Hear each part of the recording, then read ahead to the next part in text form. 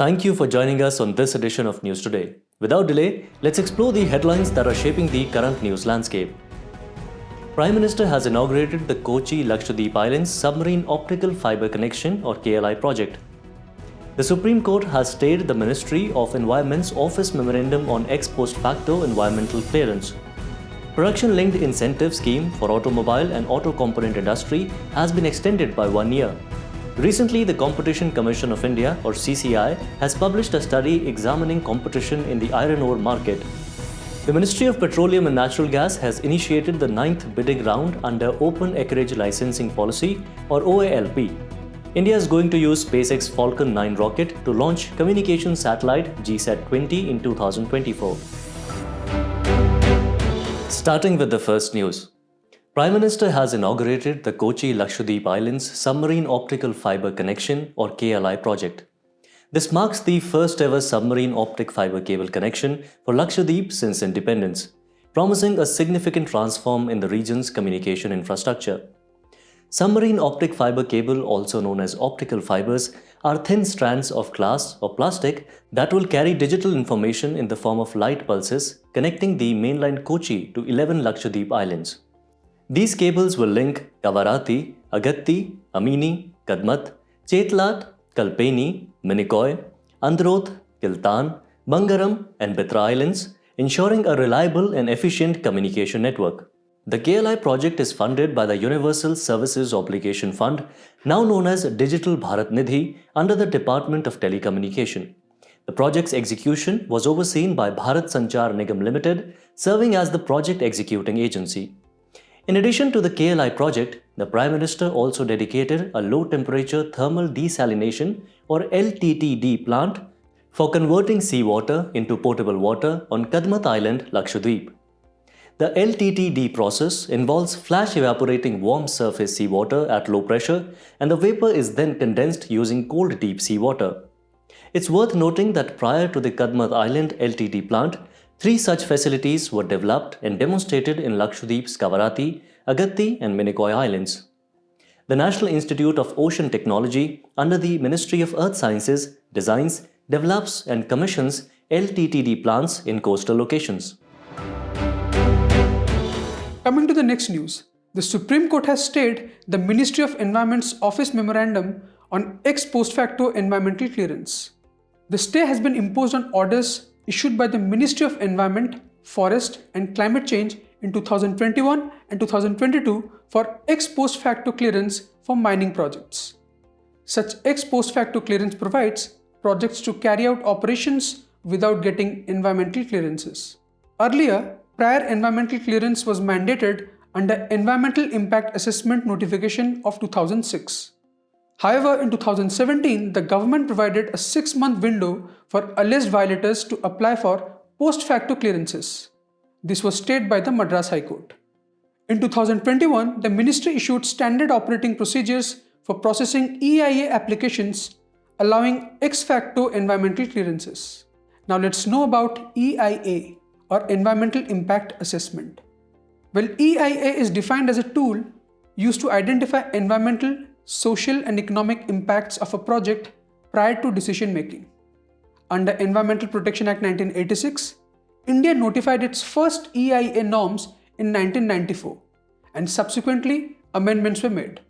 EIA aimed at imposing certain restrictions and prohibitions on new projects or an expansion of existing projects based on their potential environmental impacts unless prior environmental clearance has been accorded. There are several stages involved in the EIA process. The first stage is screening, in which it is decided whether an EIA is required or not. Next comes scoping.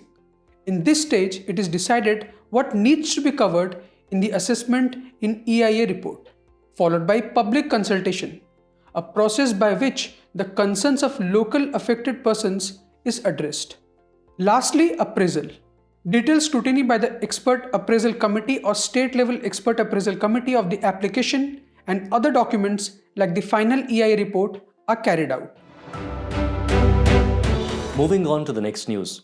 Production-linked incentive scheme for automobile and auto component industry has been extended by 1 year. PLI-Auto scheme falls under the Ministry of Heavy Industries has decided to extend the PLI-Auto scheme by an additional year and aims to bolster India's manufacturing capabilities for advanced automotive products. Before moving further, first let's understand about the Production Linked Incentive Scheme.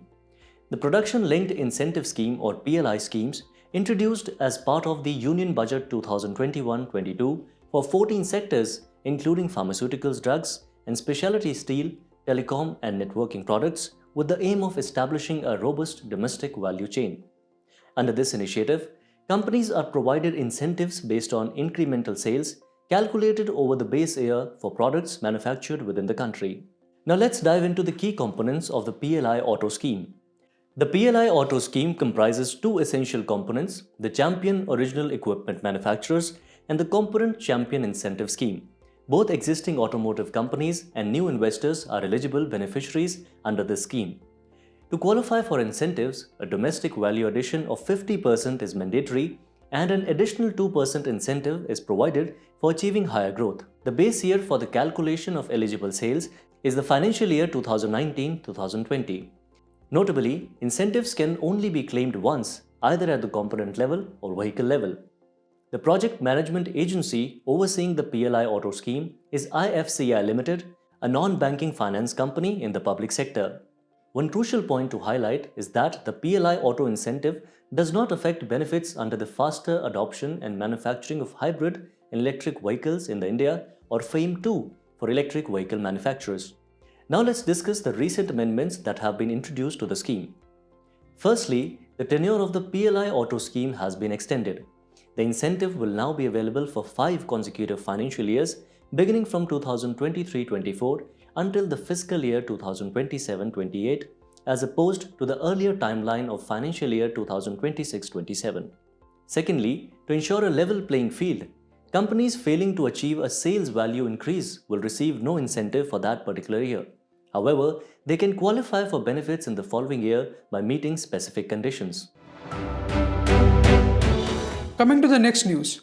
Recently, the Competition Commission of India or the CCI has published a study examining competition in the iron ore market. The iron ore is predominantly composed of iron oxides called magnetite and hematite and yields metallic iron when heated with a reductant.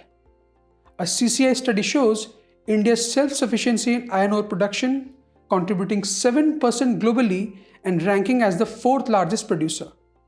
In the study, the CCI has raised a few concerns. Let's go through the same.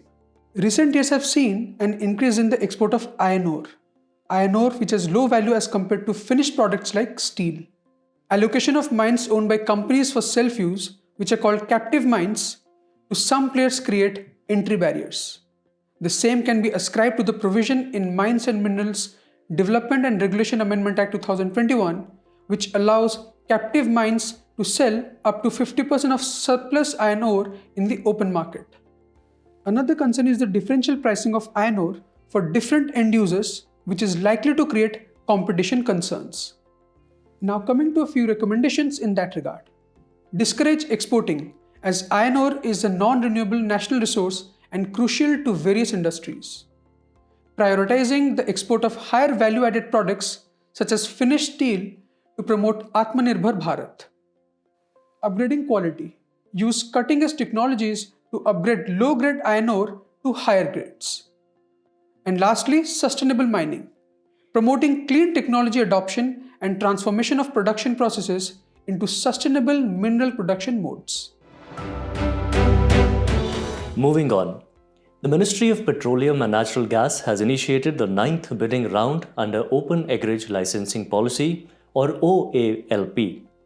The Ministry also signed contracts for blocks awarded under Open Acreage Licensing Policy Bid Round 8 and awarded 3 coal bed methane or CBM blocks under Special CBM Bid Round 2022. CBM is an unconventional natural gas primarily found in coal deposits. It is mainly composed of methane gas with trace amounts of ethane, carbon dioxide, and water. Open Acreage Licensing Policy was introduced in 2016 as a part of Hydrocarbon Exploration and Licensing Policy. Open Acreage Licensing Policy enables investors to select blocks of their choice by evaluating data in the National Data Repository and expressing interest. National Data Repository serves as a government data bank promoting exploration and production activities. Further now, let's discuss and understand about Hydrocarbon Exploration and Licensing Policy or HELP.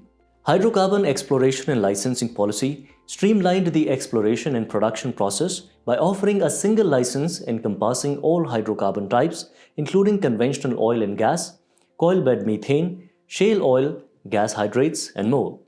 Notably, HELP departed from the profit-sharing model, adopting the revenue-sharing contract model where revenue is collaboratively shared between the government and contractors. This departure from the profit-sharing model, which distributed profits after cost recovery, was accompanied by reduced royalty rates, marketing and pricing freedom, and round-the-ear bidding. Further now, let's understand the status of exploration in India's sedimentary basin. The exploration landscape is undergoing a transformative shift with over 1 million square kilometers of offshore acreage becoming available for exploration and production operation in recent times. Following the Open Acreage Licensing Policy bid rounds 9 and 10, it is projected that approximately 16% of the Indian sedimentary basin area will be actively under exploration by the end of 2024. Currently, only 10% of this vast area is actively explored. Coming to the next news, India is going to use SpaceX Falcon 9 rocket to launch communication satellite GSAT-20 in 2024. For the first time, New Space India Limited or NSIL will launch a communication satellite on a SpaceX rocket. Now coming to GSAT-20, which has been renamed as GSAT-N2. It is a high-throughput Ka-band satellite which will be fully owned, operated and funded by NSIL. The satellite weighing 4,700 kg has been specifically designed to meet the demanding service needs of remote and unconnected regions. It is much heavier than launch capacity of ISRO's most powerful rocket LVM-3, which can launch spacecraft weighing up to 4,000 kg into geosynchronous transfer orbit. GSAT-20 will be the second demand-driven satellite launch enabled by NSIL. Previously, NSIL successfully undertook its first demand-driven satellite mission, GSAT-24, with Tata Play purchasing its capacity for direct-to-home broadcasting.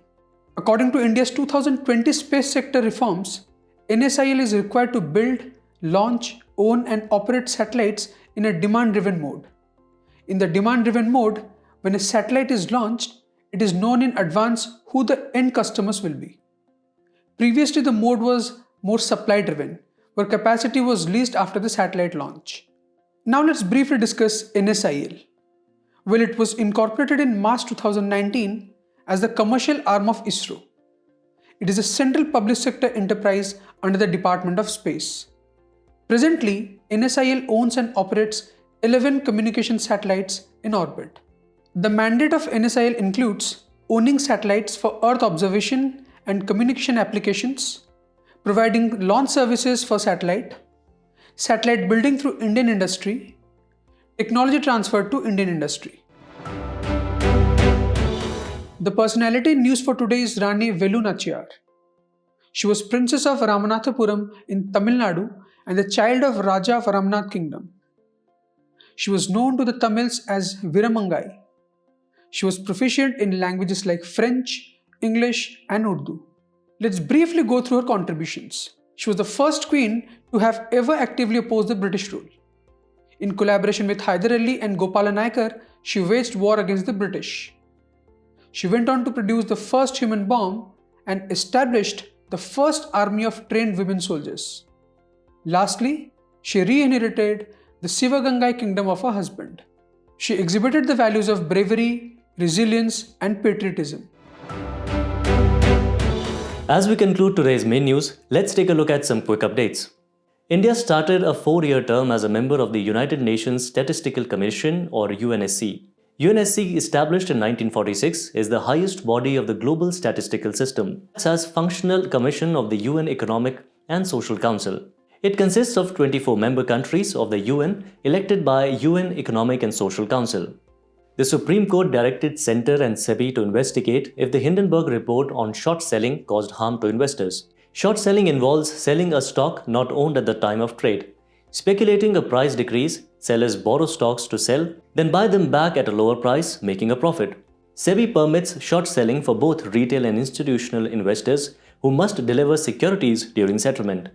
Indian Railways installed fog pass devices for smoother operations in foggy weather. Fog pass devices, being GPS-based navigation devices, provide real-time information about signals, level crossing gates, permanent speed restrictions, and neutral sections. It is equipped with both display and voice guidance and can cater to train speeds up to 160 km per hour. 2024 marks the bicentennial or 200th year of the first scientific naming of a dinosaur, the Megalosaurus, meaning great lizard. These carnivorous dinosaurs' fossils were discovered in Oxfordshire, England. In 1824, they were named based on scattered bones including vertebrae and hip. Dinosaurs are a diverse group of reptiles of the clade Dinosauria. They belong to the Mesozoic era, which includes 3 consecutive geologic periods. They are believed to be ancestors of modern birds. First death of a polar bear due to avian influenza occurred in the Arctic region recently. Talking about the species, the polar bear is both the largest bear and the largest land carnivore in the world. They are found in the Arctic region only and not in Antarctica. They live solitary lives except when mating. Their IUCN status is vulnerable. The 109th edition of the Indian Science Congress or ISC event has been postponed this year. The 108th edition of ISC was held in Nagpur in January 2023. Talking about ISC, it is an annual event in India that brings together scientists, researchers, academicians and policymakers to discuss and showcase scientific achievements and advancements. Indian Science Congress Association, headquartered in West Bengal, has been organizing ISC. First meeting of Congress was held in 1914 at the premises of Asiatic Society, Calcutta. A new clue for finding habitable planets has been found out. According to new research, low carbon dioxide levels on distant planets could be a sign of life. Researchers said the drop in the carbon dioxide levels relative to the neighboring planets implied a possible absorption of the gas by an ocean or isolation by biomass on a planetary scale. This can act as habitability signature, which can help to find planets with water. 2 prominent institutions under the Ministry of Ayush, namely National Commission for Indian System of Medicine and Central Council for Research in Ayurvedic Sciences, have launched SMART 2.0. It aimed to promote robust clinical studies in priority areas of Ayurveda with Ayurveda academic institutions or hospitals across the country through mutual collaboration. Earlier launched SMART 1.0 aimed to boost scientific research in priority healthcare research areas through Ayurveda colleges and hospitals. Before we go, it's time to put your knowledge to the test in today's segment of Test Your Learning.